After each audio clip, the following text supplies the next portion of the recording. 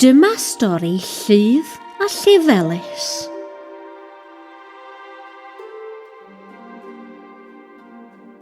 Brenin oedd Lludd. Roedd o'n byw ym Mhrydain. Lludd oedd y brenin dewra a'r brenin mwyaf caredig yn y byd. Roedd gynno fo frawd o'r enw Llefelys. Brenin oedd Llefelys hefyd, ond roedd o'n byw yn Ffrainc.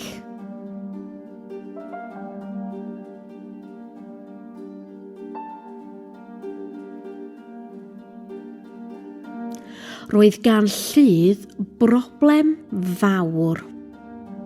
Bob blwyddyn, ar nos Galan Mai, roedd pobl Prydain yn clywed sŵn mawr ofnadwy. Sŵn fel sgrechian uchel. Ar ôl clywed y sŵn, roedd pawb yn y wlad, y pobl a'r anifeiliaid, yn sâl iawn.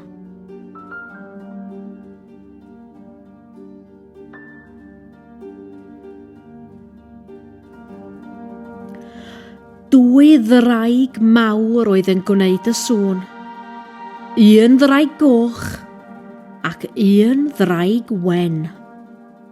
Roedd y dreigiau yn ymladd yn ofnadwy bob blwyddyn.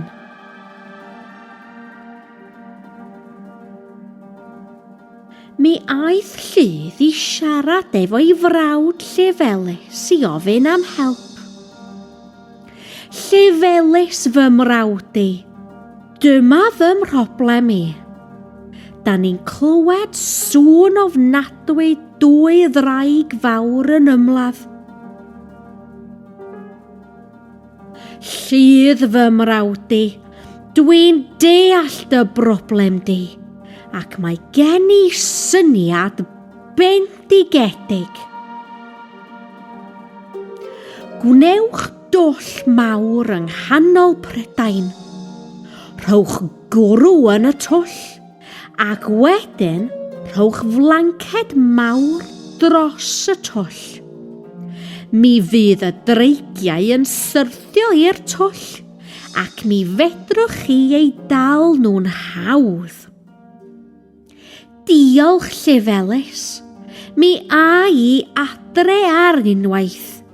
Mi gai flanced a chwrw, ac mi wna i bopeth yn union fel da chi wedi dweud.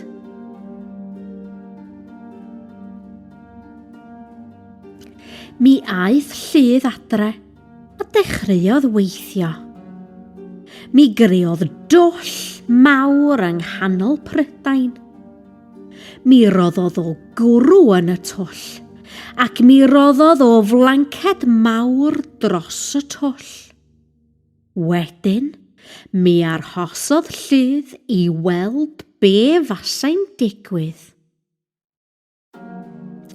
Mi syrthiodd y dreigiau i'r twll, ac mi yfon nhw y cwrw i gyd.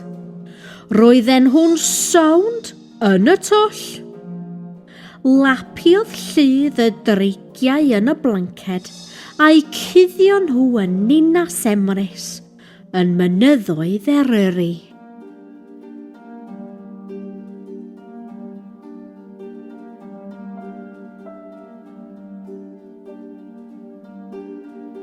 Mi gaeth Lludd wledd mawr yn y castell i ddathlu. Mi gaethon nhw noson ardderchog yn y castell. Noson llawn bwyta ac yfed, chwerthin a dawnsio.